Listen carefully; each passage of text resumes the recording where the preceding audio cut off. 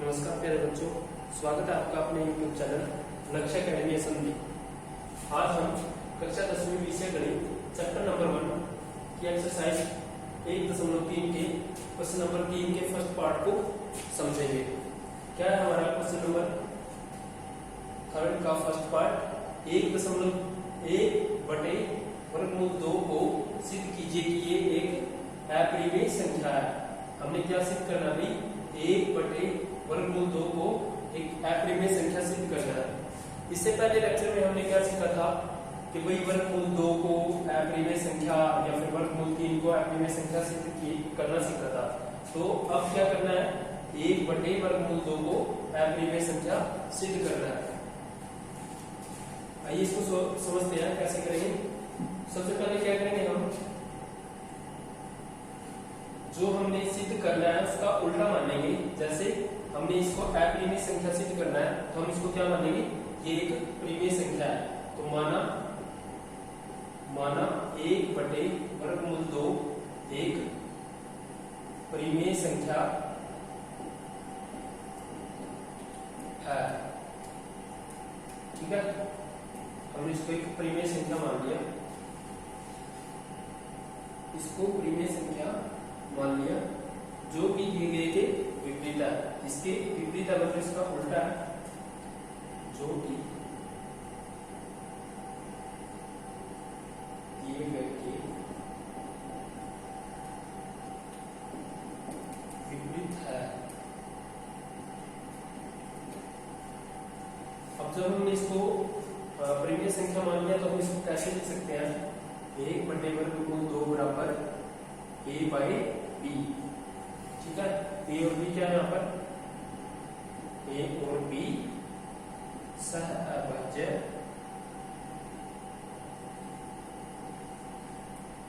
पूर्णांक है और b बराबर नहीं है 0 के। ठीक है, तो हमने इसको किसके बराबर मान लिया भाई, a/b के। अब हम क्या करेंगे,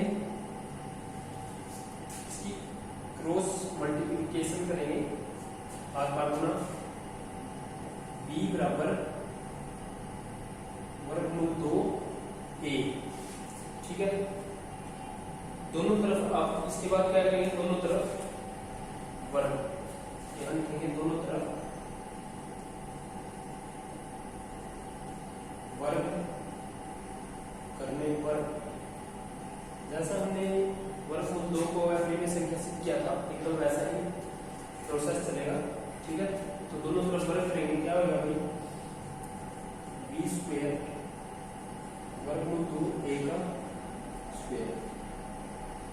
ये b² हो गया भाई, यहां से सिद्ध करेगा 2 और a²। अब यहाँ पे देखो भाई, जो हमारा b² है वो क्या है, 2 से विभाज्य है, यानी जो हमारा 2 है वो b² को क्या करेगा, भाग करेगा। b² 2 से विभाज्य है, मतलब जैसे 3 का स्क्वायर किससे भाग हो रहा है भाई, 3 से। ठीक है, जैसे b² 2 से भाग है, विभाज्य है, तो b भी क्या होगा भाई, 2 से, b भी 2 से विभाज्य होगा।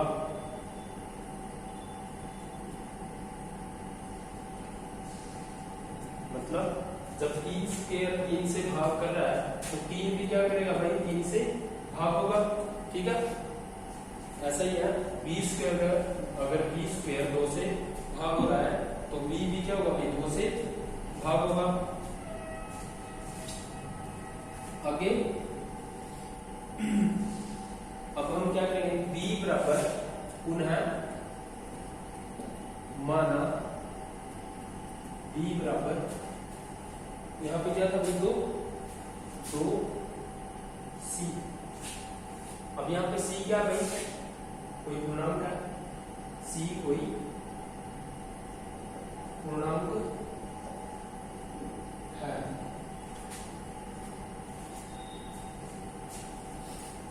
इसको हमने इक्वेशन 1 का नाम दिया और ये हमारा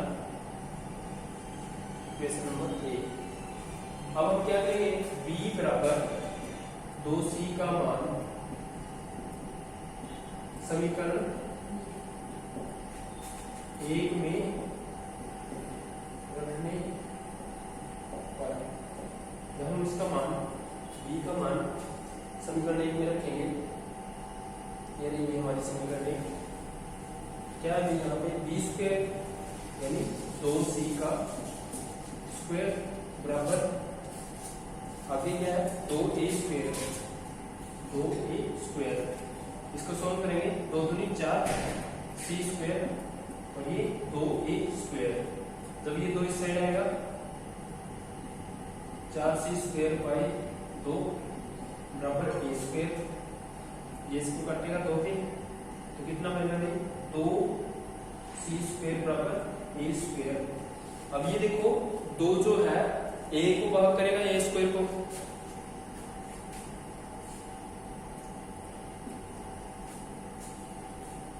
a स्क्वायर 2 से विभाज्य है,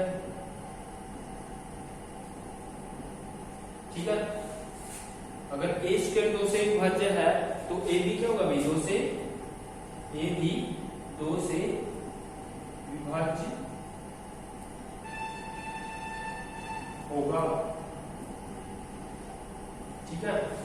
अगर a स्क्वायर भी 2 से विभाज्य है तो a भी क्या होगा 2 से विभाज्य होगा। इसको हम समीकरण या कथन b का नाम दे देते हैं।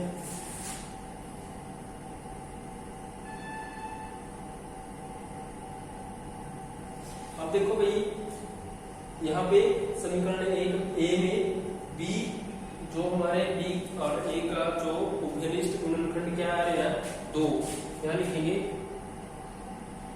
कथन a और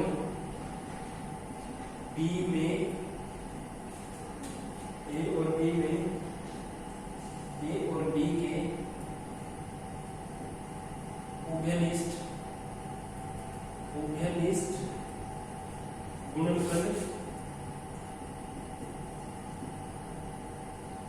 गुणनखंड क्या है अभी 2 है, उभयनिष्ठ गुणनखंड क्या है 2 है। तो इसके लिए भी देखो अगर इनके उभयनिष्ठ गुणनखंड 2 आ गया a और b का यहां से, ठीक है, a और b के गुणनखंड क्या आ गए 2 आ गए, तो ये सहअभाज्य पूर्णांक नहीं है, इसका मतलब भी है तो a और b, इसलिए a और b सहअभाज्य पूर्णांक नहीं है। अगर ये सहअभाज्य पूर्णांक नहीं है तो फिर जो ये हमारा 1/√2 है ये हमारा परिमेय संख्या नहीं है, तो यहाँ लिखेंगे इसलिए 1/√2 एक परिमेय संख्या नहीं है। अगर ये परिमेय संख्या नहीं है तो क्या होगी भाई ये अपरिमेय संख्या, क्योंकि वास्तविक संख्या सिर्फ 2 ही प्रकार की होती है, परिमेय और अपरिमेय। अतः अतः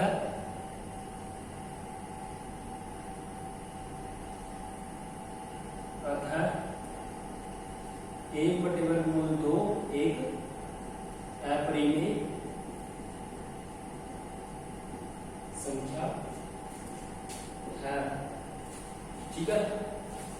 तो हमने क्या करना था 1/2 को एक अपरिमेय संख्या सिद्ध करना था, जो हमने कर दिया भाई, ठीक है। ये जो हमने इससे पहले वाले सब किए थे एकदम वैसे ही करना है, इतना कुछ मुश्किल नहीं है अभी, ठीक है, ध्यान से करना है। अब हम चलते हैं इसके नेक्स्ट पार्ट पर, इसको रफ कर देता हूँ।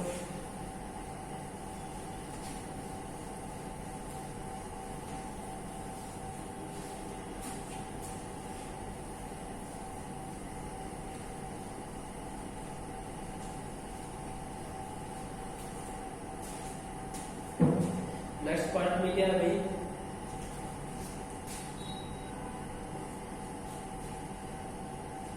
सात वर्ग गुण 5 को अपरिमेय संख्या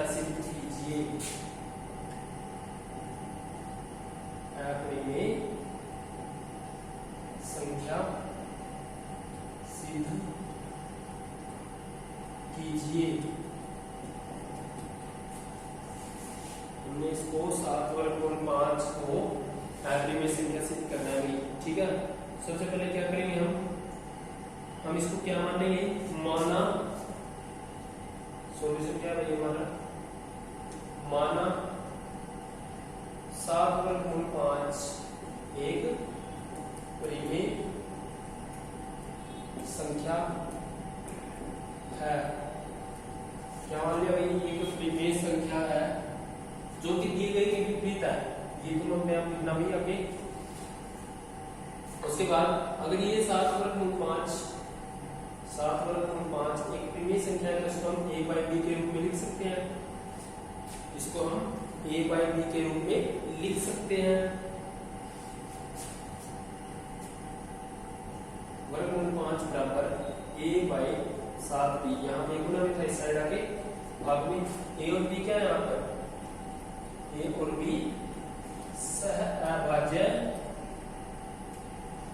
अभाज्य पूर्णांक है और b नहीं है 0 पे। ठीक है, a और b क्या है, अभाज्य पूर्णांक और b बराबर नहीं है 0 पे। उसके बाद अब देखो यहाँ पे वर्ग गुण 5 बराबर केस क्या है, a बटे 7b के। अब क्योंकि a और b क्या है, पूर्णांक है, इसलिए a बटे 7b एक परिमेय संख्या होगी।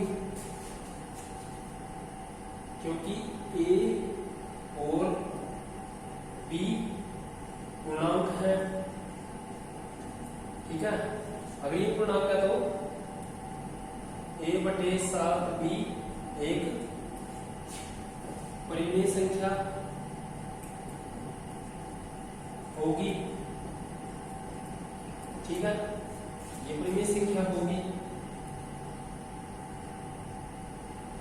और फिर अगर ये परिमेय संख्या होगी, अगर ये वाली परिमेय संख्या होगी तो वर्गमूल 5 भी परिमेय संख्या होगी, जो कि असत्य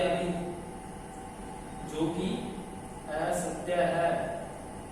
क्योंकि हमने वर्गमूल 5 को क्या सिद्ध कर चुके हैं हम पहले वाले क्वेश्चंस में कि भाई वर्गमूल 5 क्या एक परिमेय संख्या है। और यहाँ पर क्या होगी, तो वर्गमूल 5 भी परिमेय संख्या होगी जो कि क्या है, असत्य है। अगर ये असत्य है, क्यों अब ये असत्य, क्योंकि वर्गमूल 5 क्या है भाई, एक अपरिमेय संख्या है। ठीक है, ये क्या भाई एक अपरिमेय संख्या है। अतः हमारी कल्पना गलत है। इससे यह सिद्ध होता है कि क्या लिखेंगे, आता है हमारी कल्पना गलत है। और इससे क्या सिद्ध होता है, इससे सिद्ध होता है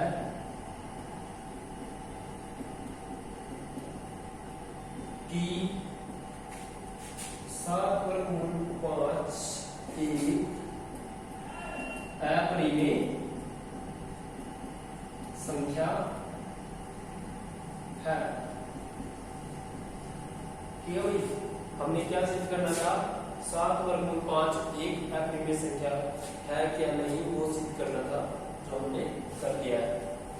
ठीक है, इसको आप कॉपी में उतारो, अच्छे से कॉपी में उतारना भी साफ। ठीक है, अब हम चलते हैं इसके नेक्स्ट पार्ट पे, नेक्स्ट और लास्ट पार्ट,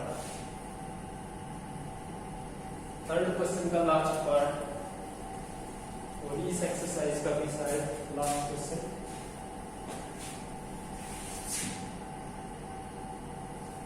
क्या करना है, थर्ड पार्ट है 6 प्लस वर्गमूल 2।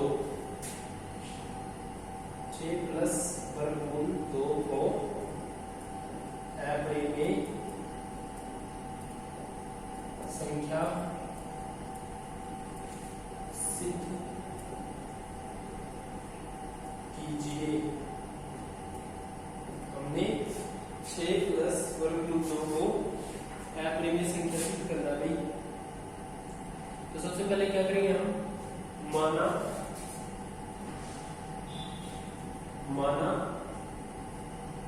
6 प्लस वर्गमूल 2 एक परिमेय संख्या है, परिमेय संख्या है जो कि दिए गए के विपरीत है। इसका विपरीत है भाई, अगर हमने इसको परिमेय संख्या मान लिया है तो इसके विपरीत हुआ भाई, क्योंकि ये परिमेय संख्या सिद्ध करना था। और अगर ये परिमेय संख्या तो हम इसको कैसे लिख सकते हैं, 6 प्लस वर्गमूल 2 बराबर a बाय b, और a और b क्या है, a और b सहअभाज्य पूर्णांक है, जहां या फिर और b क्या है भाई, 0 के बराबर नहीं है। a और b क्या है हमारे सहअभाज्य पूर्णांक है, और b नहीं है 0 के बराबर। इसको सही तरीके से छोड़ देंगे। यहाँ पे वर्गमूल 2 a बाय b सही जाएगा माइनस का 6, ये माइनस का 6 होगा, एलसीएम लेंगे,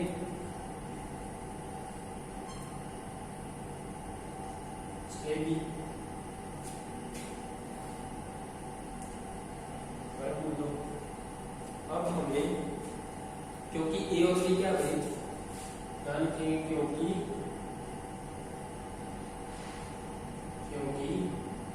a और b सहअभाज्य पूर्णांक है, सहअभाज्य पूर्णांक है।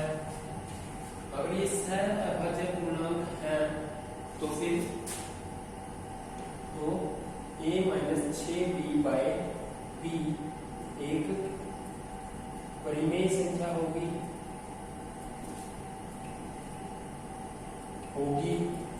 ठीक है। ये क्या होगी भाई, परिमेय संख्या होगी। अगर ये परिमेय संख्या होगी, जब ये परिमेय संख्या होगी तो इसके बराबर जो है वर्गमूल 2 भी परिमेय संख्या होगी, ठीक है, परिमेय संख्या होगी जो कि क्या भाई असत्य है। क्यों असत्य, क्योंकि हमने इससे पहले वाले लेक्चरों में वर्गमूल 2 को क्या कर लिया था भाई सिद्ध कि ये एक अपरिमेय संख्या है, ठीक है। जब ये परिमेय संख्या नहीं है तो ये क्या होगी भाई, अपरिमेय संख्या। तो इसलिए वर्गमूल 2 क्या है, वर्गमूल 2 एक अपरिमेय संख्या है, ठीक है। अगर वर्गमूल 2 एक अपरिमेय संख्या है, अतः हमारी क्या हो जाती है विकल्पना जो हमने यहाँ पे क्या की थी, इसको क्या माना हमने परिमेय संख्या, तो वो हमारी कल्पना क्या हो जाती है गलत। अतः हमारी कल्पना गलत सिद्ध होती है। इसलिए 6 प्लस वर्गमूल 2 एक अपरिमेय संख्या होगी, ठीक है। ये था भाई आज का हमारा क्वेश्चन नंबर 3, उसका थर्ड पार्ट और इस लेक्चर का लास्ट क्वेश्चन। आज के लिए बच्चों इतना ही।